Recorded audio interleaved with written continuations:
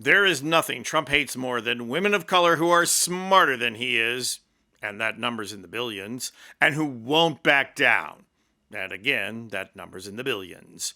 And that makes Congressional Representative Ilhan Omar his most hated woman, because she's not only smarter than him by a country mile, but she won't back down to his threats. And she was born in a foreign country.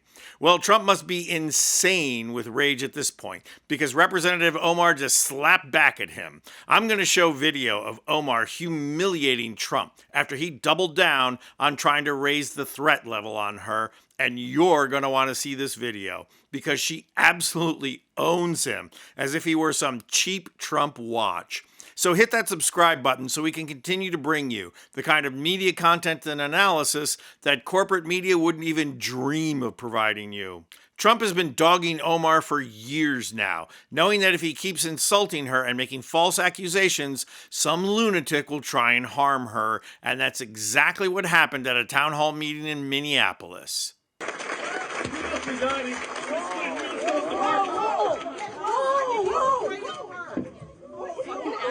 Knowing Trump is to blame, right-wingers couldn't get on social media fast enough after the attack and claim that the attack on Omar was staged. And one of those right-wing influencers making that claim was loony Laura Loomer, who has a direct line to Trump for reasons we can all speculate on.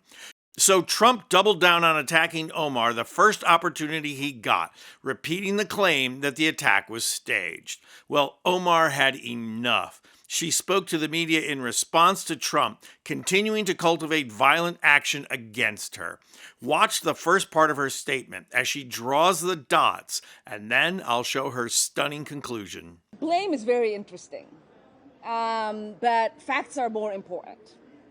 And what the facts have shown since I've gotten into elected office is that every time the President of the United States has chosen to use hateful rhetoric to talk about me and the community that I represent, my death threats skyrocket.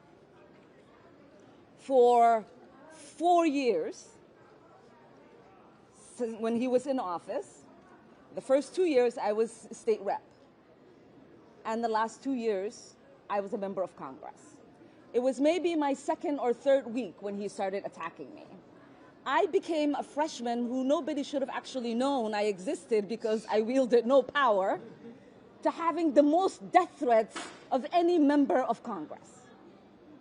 To the point where I had to have 6 Capitol Police officers providing 24-hour detail to me and my family. He left office. Well, he was defeated. And Biden got elected. And for 4 years, it almost plummeted.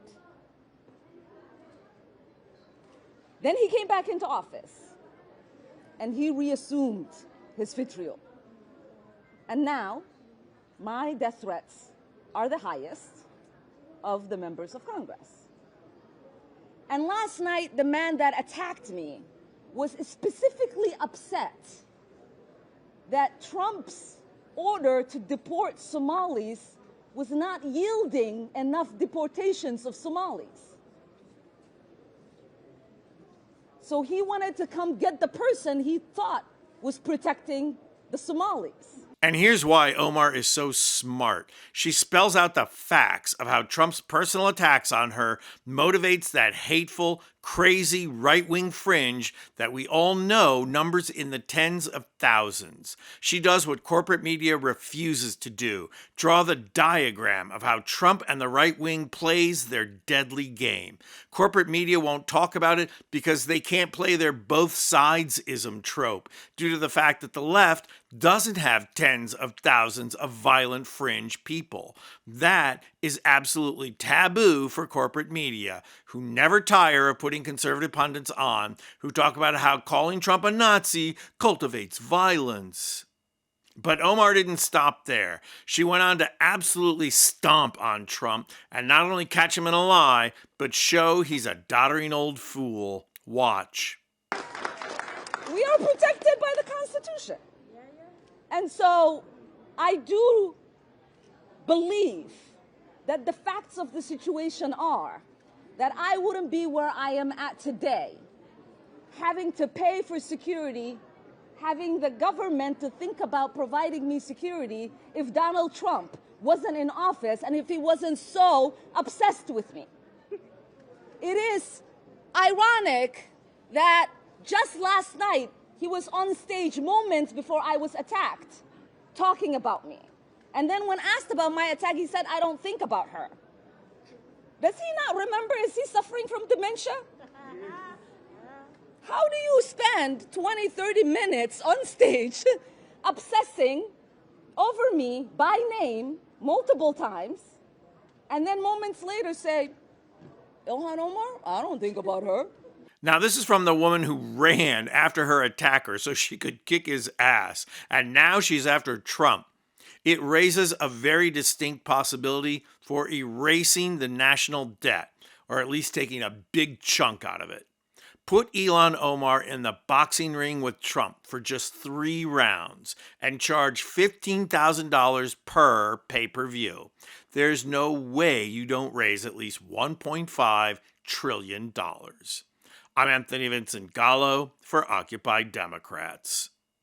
And if you like this video, please hit the like button and subscribe to our channel. You'll not only help out our channel, you'll be taking concrete action and helping get rid of Trump and the MAGA movement who ushered him in.